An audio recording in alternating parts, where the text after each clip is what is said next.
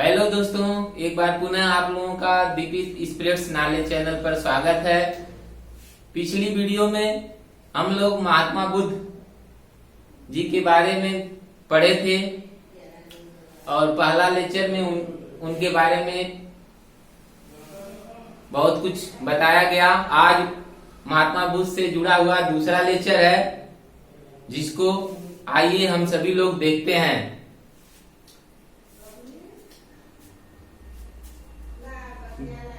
पहले लेक्चर में बुद्ध जी को ज्ञान प्राप्त हो जाता है। अब वह अपने पांचों मित्रों को ज्ञान देने के लिए, उपदेश देने के लिए सबसे पहले सारनाथ जाते हैं और वहां उन लोगों को जा करके शिक्षित करते हैं। तो सारनाथ जब बुद्ध जी जाते हैं तो बुद्ध जी अपना प्रथम उपदेश सारनाथ में देते हैं और सारनाथ के हिरण्य उद्यान में, किस उद्यान में? हिरण्य उद्यान में देते हैं अपने पांचों ब्राह्मण साथियों को। किस उद्यान में? हिरण्य उद्यान में देते हैं। बुद्ध अपना उपदेश जनसाधारण की भाषा पाली में देते हैं।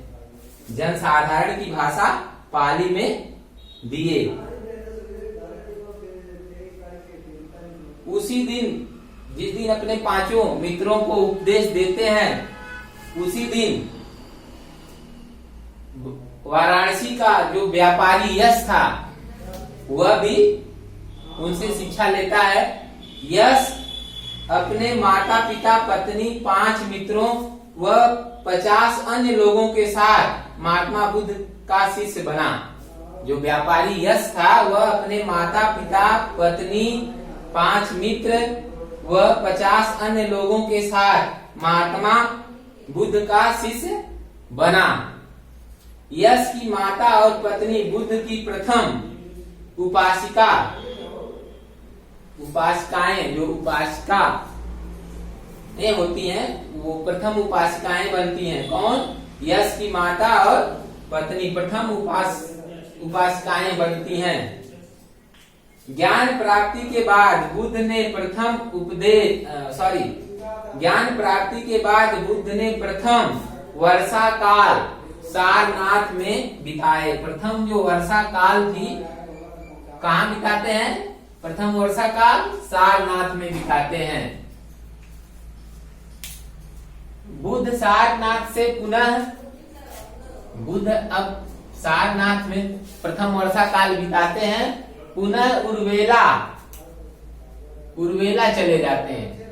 कहाँ जाते हैं? उर्वेला की तरफ चल देते हैं।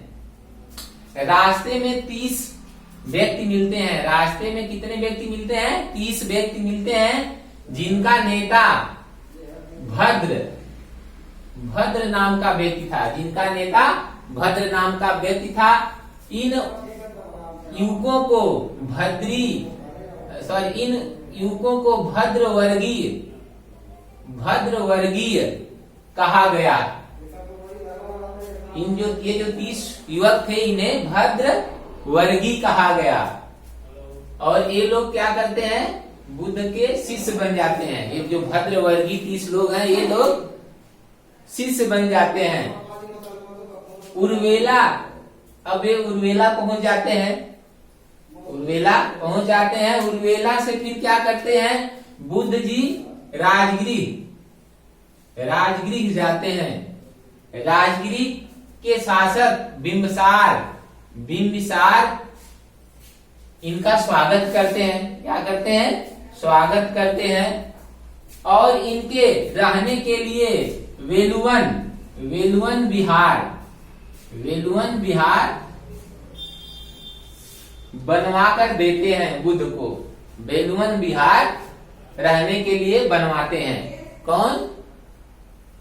राजा बिंबिसार बुद्ध के रहने के लिए वेलुवन विहार बनवाते हैं। और यहीं पे बुद्ध दूसरा, तीसरा, चौथा वर्षा काल बिताते हैं। वेलुवन विहार में बुद्ध क्या करते हैं? दूसरा, तीसरा, चौथा वर्षा काल बिताते हैं। मगध में उस समय राजगिरी मगध की राजधानी थी। मगध में उस समय यानी राजगिरी में उस समय क्या थे? अनेक ब्राह्मण तथा ब्राह्मणेतर आचार्य थे।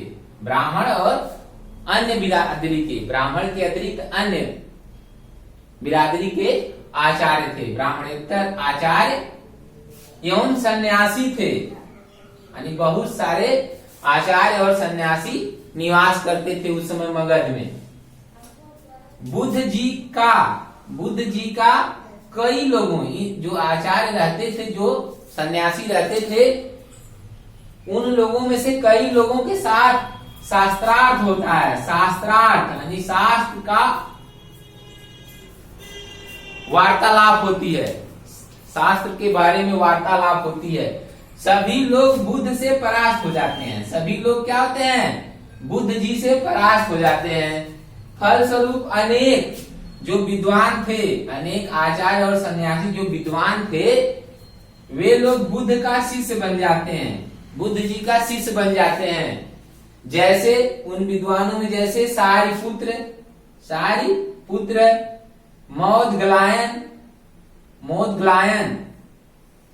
मौद्गलायन, उपाली, अभय। शौर्यपुत्र, मौद्गलायन, उपाल, अभय, ये लोग विद्वान थे और ये लोग शिष्य बन जाते हैं। उसके बाद राजगिरी से अब वो बुद्ध जी बोध गया, नालंदा, पाटलिपुत्र भी जाते हैं। बोध गया भी जाते हैं, नालंदा भी जाते हैं, पाटलिपुत्र भी जाते हैं। अनेक और वहां जाते हैं, अनेक लोगों को शिष्य बनाया। वहां जाकर अनेक लोगों को शिष्य बनाते हैं। राजगिरी में रहते हुए वहां शिष्य बना लिए, फिर रहते थे राजगिरी। फिर कह रहे हैं कि राजगिरी में रहते हुए एक बार बुद्ध जी अपने गृह नगर कपिलवस्तु गए। अपने गृह नगर कपिलवस्तु गए और अपने परिवार के सभी लोगों को अपने मत या ज्ञान से दीक्षित किया, यानी अपना उपदेश दिए। चचेरा भाई देवदत्त इनका शिष्य बन गया। चचेरा भाई देवदत्त इनका शिष्य बन जाता है। शाक्यों द्वारा निर्मित, जो वहां कपिलवस्तु के शाक्य थे, शाक्यों द्वारा निर्मित शाक्यों द्वारा नवनिर्मित संस्थागार, एक संस्थागार था, उसका उद्घाटन करते हैं बुद्ध जी। उसका उद्घाटन करते हैं, जो संस्थागार बना था नया, उसका उद्घाटन करते हैं। फिर राजगिरी वापस चले जाते हैं। उद्घाटन करने के बाद राजगिरी वापस चले गए। राजगिरी से लिच्छवियों की राजधानी वैशाली जाते हैं। राजगिरी जाते हैं, फिर वहां से लिच्छवियों की राजधानी वैशाली जाते हैं। कहा जाते हैं? वैशाली जाते हैं, लिच्छवियों की राजधानी। लिच्छवियों ने बुद्ध के निवास के लिए महावन में प्रसिद्ध कुटाग्रशाला, लिच्छवियों ने बुद्ध के निवास के लिए महावन में प्रसिद्ध कुटाग्रशाला बनवाई। कौन बनवाया? लिच्छवी, जो वैशाली के लिच्छवी थे, उन लोगों ने महावन था, उस महावन में प्रसिद्ध कुटाग्रशाला बनवाई। और 5वां वर्षाकाल यानी 5वां वर्षाकाल यहीं पे बिताते हैं। 5वां वर्षाकाल कहाँ बिताते हैं? महावन में जो कुटाग्रशाला थी वहां बिताते हैं 5वां वर्षाकाल। वैशाली की प्रसिद्ध नगर वधु आम्रपाली, वैशाली की रहने वाली प्रसिद्ध नगर वधु का मतलब पूरे नगर की वधु। अब पूरे नगर की वधु कौन हो सकता है? एक गणिका होती है। नगर वधु का मतलब गणिका, एक वैश्या। नगर वधु,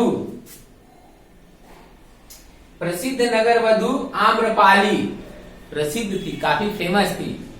नगर वधु जो आम्रपाली है वो काफी फेमस थी।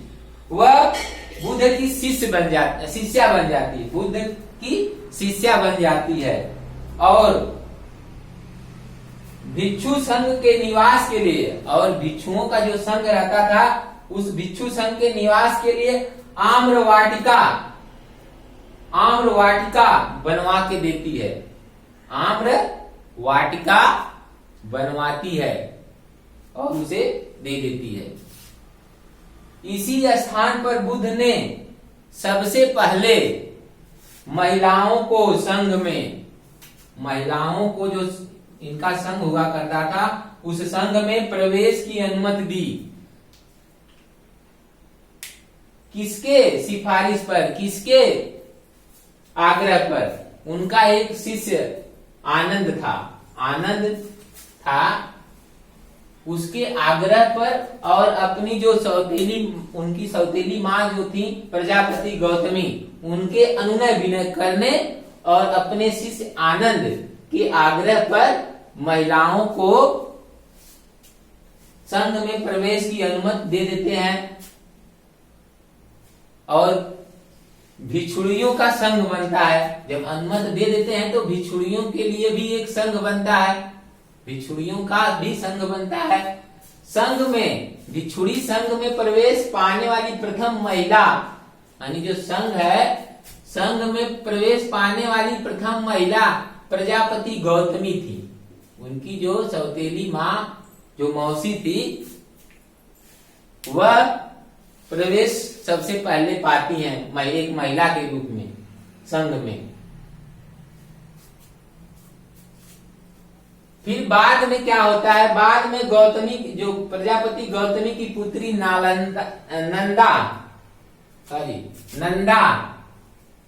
नंदा और बुद्ध की पत्नी यशोधरा भी भिक्षुड़ी बन जाती हैं और भिक्षुड़ी बन जाती हैं। बिंबिसार की पत्नी क्षेमा भी भिक्षुड़ी बनती है। बिंबिसार, राजगिरी के जो राजा बिंबिसार थे, उनकी पत्नी क्षेमा, वो भी भिक्षुड़ी बनती हैं। अब यशोधरा भी बन जाती हैं। फिर उसके बाद क्या होता है, ये लोग कहाँ बनते हैं? वैशाली में बनते हैं, वैशाली में बनते हैं। उनकी जो मौसी प्रजापति गौतमी, जब राजा शुद्धोधन खत्म हो जाते हैं, उनकी मृत्यु हो जाती है, तब वह कपिलवस्तु को छोड़ करके संघ में प्रवेश पाने के लिए वैशाली आई थी अपने पुत्र पुत्री के साथ। वैशाली से बुद्ध अब कहाँ जाते हैं? वैशाली से बुद्ध अब भग्गों की राजधानी सुमसुमारगिरी कहाँ जाते हैं? सुमसुमारगिरी जाते हैं। भग्गों की राजधानी सुमसुमारगिरी जाते हैं और 8वां वर्षा काल वहीं बिताते हैं। भग्गों की राजधानी सुमसुमारगिरी में 8वां वर्षा काल बिताते हैं और वहां पे बोधि कुमार को शिष्य बनाते हैं, बोधि कुमार को शिष्य बनाते हैं। फिर उसके बाद बुद्ध जी वत्स के राजा उदयन की राजधानी कौशाम्बी, इलाहाबाद के पास में है, इलाहाबाद के बगल का जिला है कौशाम्बी, वहां जाते हैं। वत्सराज उदयन की राजधानी कौशाम्बी जाते हैं और 9वां वर्षा काल कौशाम्बी में बिताते हैं। 9वां वर्षा काल कौशाम्बी में बिताते हैं। उदयन पहले बौद्ध मत में रुचि नहीं रखता था। राजा उदयन पहले बौद्ध मत में रुचि नहीं रखते थे, किंतु बाद में बौद्ध भिक्षु पिंडोला भारद्वाज के प्रभाव से बौद्ध बन जाते हैं। किसके प्रभाव से? पिंडोला भारद्वाज के प्रभाव से बौद्ध बन जाते हैं। जब बौद्ध बन जाते हैं तो उदयन क्या करते हैं, घोषिताराम विहार, घोषिताराम विहार भिक्षु संघ को दे देते हैं। भिक्षु संघ को क्या देते हैं, घोषिताराम विहार। अब कौशाम्बी से बुद्ध जी मथुरा जाते हैं। कौशाम्बी से बुद्ध जी कहाँ जाते हैं, मथुरा। मथुरा के समीप वेरंजा जाते हैं। मथुरा के पास में ही वेरंजा है, वहां जाते हैं। मथुरा के समीप वेरंजा गए और 12वां वर्षा काल बिताते हैं। 12वां वास करते हैं वहां वेरंजा में, 12वां वर्षा काल बिताते हैं। फिर अवंती के राजा प्रदोत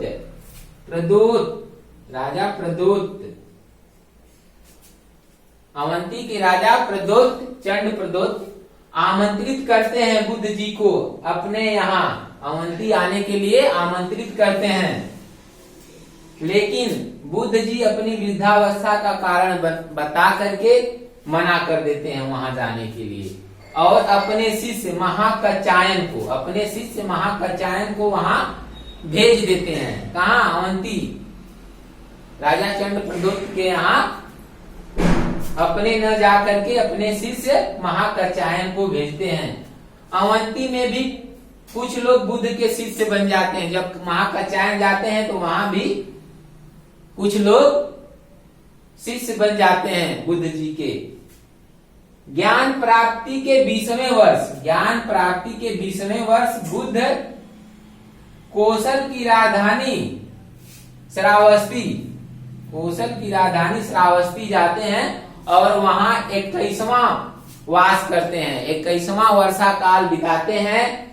बुद्ध जी ने अपना उपदेश सबसे अधिक श्रावस्ती में दिया। बुद्ध जी ने अपने धर्म का सबसे ज्यादा प्रचार कहाँ किए, श्रावस्ती में। कौशल की राजधानी श्रावस्ती में बुद्ध जी ने अपने धर्म का सबसे ज्यादा प्रचार किया, अर्थात सबसे ज्यादा उपदेश दिए। कौशल नरेश प्रसेनजित, कौशल के राजा प्रसेनजित थे।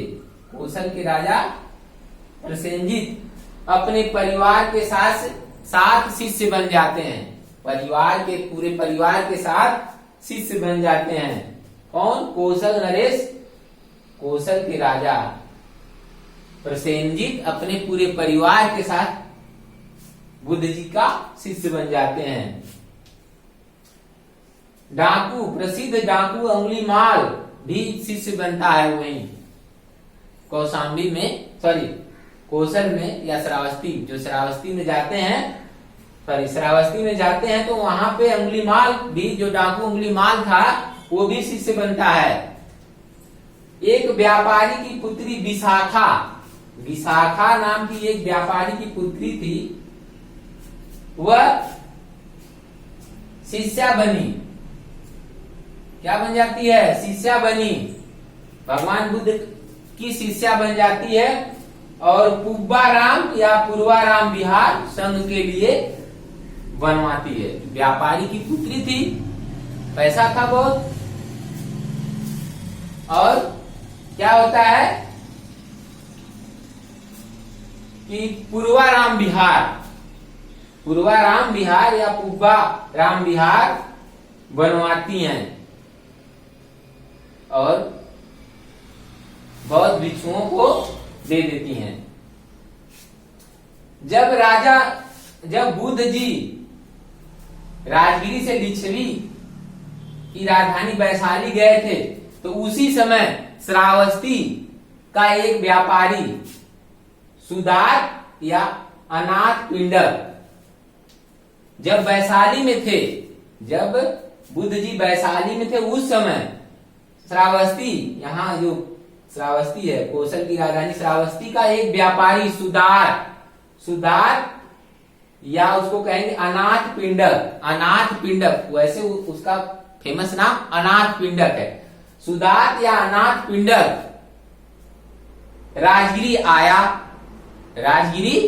आया है और शिष्य बन जाता है। राजगिरी आता है और शिष्य बन जाता है और श्रावस्ती में स्थित जेतवन विहार, श्रावस्ती में स्थित जेतवन विहार खरीदकर बुद्ध को दान में दिया। खरीदकर बुद्ध को दान में दे देता है। कौन सा विहार? जेतवन विहार। जेतवन विहार वह राजा जेत से खरीदा था। राजकुमार जेत से खरीदे थे। कितने में? 18 करोड़ स्वर्ण मुद्राओं में खरीदे थे। जेतवन विहार कितने में खरीदे थे? 18 करोड़ स्वर्ण मुद्राओं में राजकुमार जेत से खरीद कर दिया था। कौन दिया था? अनाथ पिंडक। श्रावस्ती का एक व्यापारी जिसको सुदात या अनाथ पिंडक कहते हैं, उसने श्रावस्ती में स्थित जेतवन विहार खरीद कर देते हैं। और किससे खरीदे थे? वह 18 करोड़ स्वर्ण मुद्राओं में राजकुमार जेत से खरीद कर दिए। तो इस तरह से हम अब क्या होता है आगे, बुद्ध जी अपने जीवन के अंतिम समय में, अब इस तरह से बुद्ध जी अपने जीवन के अंतिम वर्ष में मल्लों की राजधानी पावा जाते हैं। कहाँ जाते हैं? पावा। और पावा जाते हैं, वहां पे चुंद नामक लुहार की आम्रवाटिका में ठहरते हैं। चुंद उनका शिष्य था और उसकी आम्रवाटिका में ठहरते हैं। और वो चुंद नामक लुहार उन्हें सूकर मच्छ कुछ विद्वान सूकर मच्छ को सुअर की मांस की संज्ञा देते हैं। कुछ लोग मानते हैं नहीं, सुअर जहां रहते हैं उसी के पास में उगने वाला कुकुरमुत्ता, मशरूम बना करके देता है, जिसे खाने के बाद, यानी कुकुरमुत्ता या मशरूम, या हम उसे कहते, कुछ लोग मानते हैं सुअर की मांस, जो सूकर मच्छ है उसको कुछ लोग कुकुरमुत्ता कहते हैं और कुछ लोग सुअर की मांस मानते हैं। वह बना के देता है चुंद नामक लुहार, और वह खाते हैं। उसे खाने के बाद उन्हें अतिसार हो जाता है, पेचिस। अतिसार का मतलब पेचिस पड़ने लगता है, उन्हें अतिसार हो जाता है और तीव्र वेदना होती है उन्हें। और तीव्र वेदना को सहते हुए वह कुशीनारा का मतलब कुशीनगर पहुंचते हैं। कुशीनगर या कुशीनारा, उस समय उसका नाम कुशीनारा था। कुशीनारा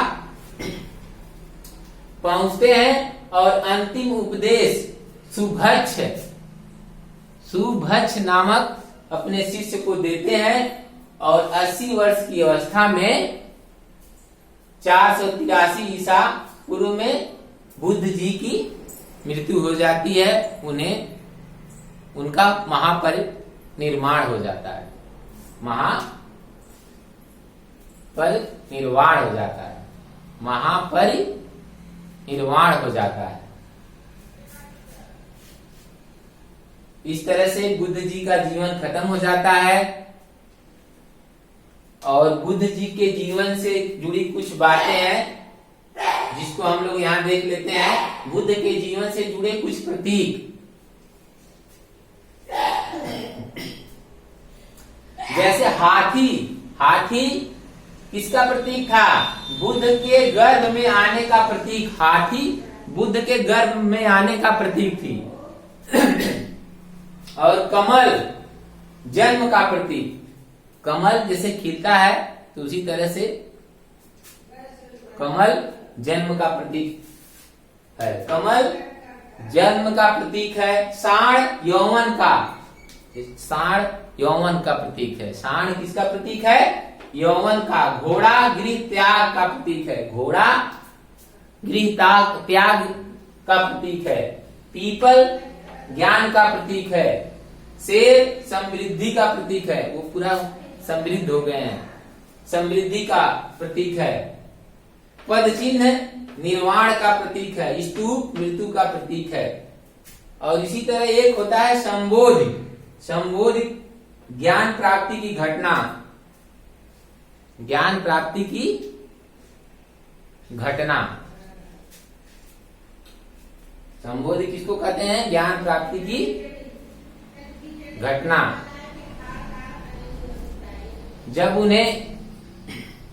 जब वो अपना घर छोड़ते हैं तो घूमने के लिए, जब घर छोड़ते हैं तो महानिष्क्रमण कहा जाता है उसे। जब वो मर जाते हैं तो उसे महापरिनिर्वाण कहा जाता है। जब ज्ञान प्राप्त हो जाता है उन्हें तो ज्ञान संबोधि कहा जाता है।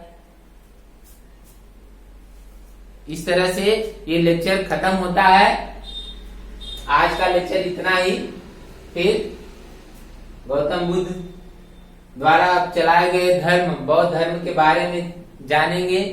अब बुद्ध से जुड़ी बातें लगभग खत्म हो गई हैं। जो छुट्टी उटी हैं अगले लेक्चर में बता करके बौद्ध धर्म के ऊपर चर्चा होगी। ठीक है, धन्यवाद आप लोगों को। अगर वीडियो पसंद आता है तो लाइक करिए, शेयर करिए और चैनल को सब्सक्राइब जरूर करिए। धन्यवाद।